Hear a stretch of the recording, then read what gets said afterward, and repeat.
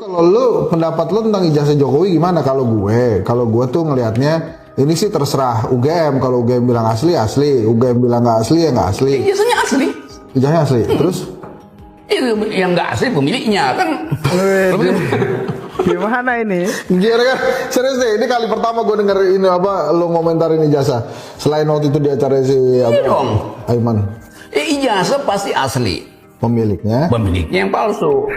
Menurut Rocky Gerung, ini isu emang dibina oleh Jokowi atau emang beneran ada nih si Roy Suryo? Kalau isunya dibina Jokowi, nggak mungkin Jokowi setiap malam minum obat penenang, stres dia kan nggak bisa dong. Menurut lo, itu tudingan ijazah di print di pasar pramuka tuh kelewatan, kebangetan apa beneran? Agak kelewatan sih. Membela Bapak Jokowi nih. Ya itu kan fakta yang lama, orang mesti cari dan ya bagaimana? Ya Bitor sih oke, itu nggak ada soal. Dia bilang, tapi pembuktiannya jadi susah nanti itu. Karena begitu dibantah tidak di-print, maka mesti balik dari awal lagi kan. Kan yang lebih penting fokus ke UGM. Cocok sama gua kan? Abang Refli Harun sudah sampaikan bahwa ini pertempuran digeser. Bukan lagi soal ijazah. Kenapa? Karena sudah jelas kok ijazah itu palsu.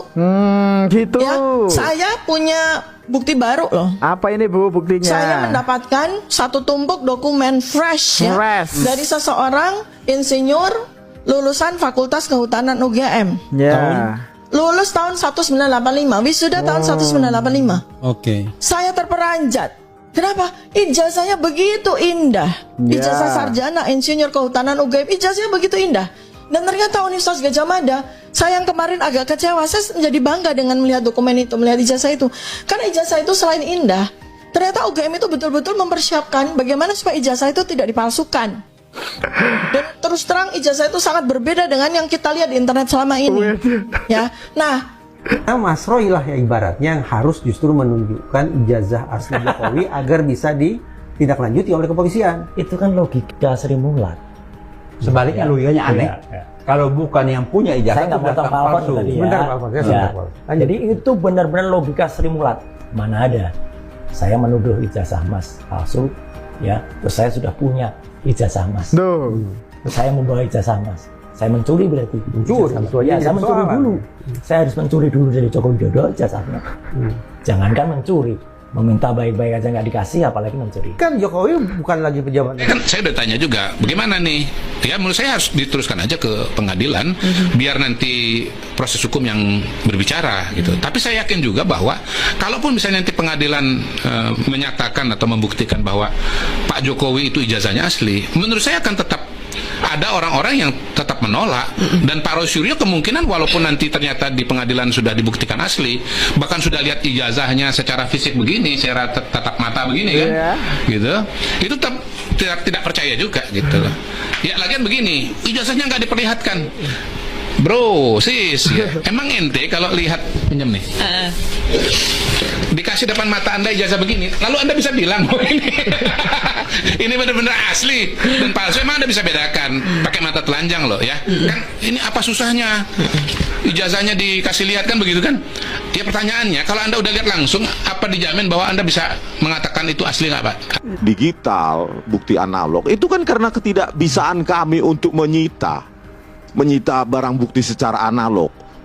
Satu-satunya jalan karena kami tidak bisa menyita adalah ya secara digital. Dan itu awam. Ketika kita tidak memiliki suatu barang analog seperti mata, nggak perlu diambil dulu baru dianalisa secara biometrik ya. Secara digital diprosesnya.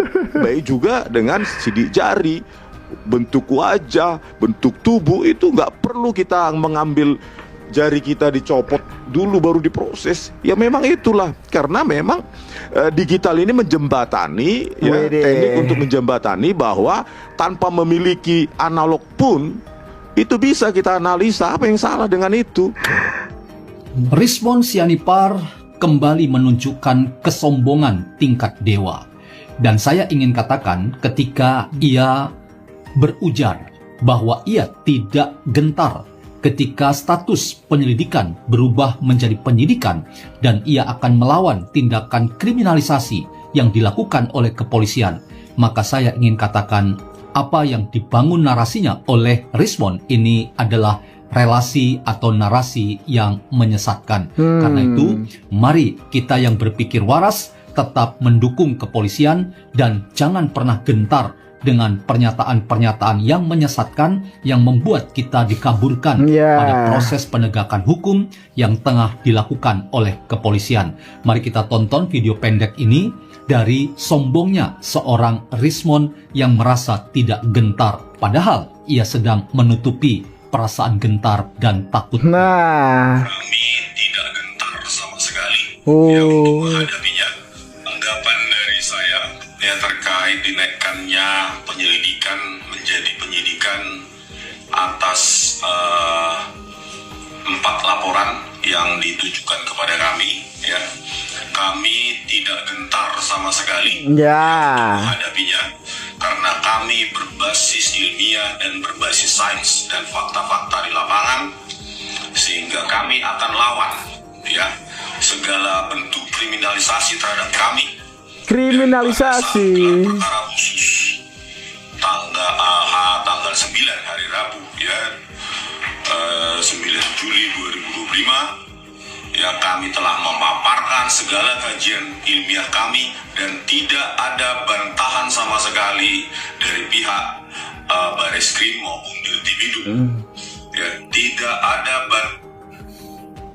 Teman-teman, potongan video ini menurut saya ada satu kekurangan dari Bang Rismond Sianipar. Apa ini, Bang? Ia selalu mengatakan kami tidak bisa dikriminalisasi karena tugas kami itu berbasis pada ilmu pengetahuan atau keilmiahan. Ingat Bang Rismond, ilmu pengetahuan itu punya etika akademik, dan salah satu etika akademik itu adalah kerendahan hati akademik. Dan ini terkait dengan antropologi pengetahuan, bahwa apapun yang kita ketahui karena berbasis pada pengetahuan dari sisi manusia, maka selalu terbuka untuk salah.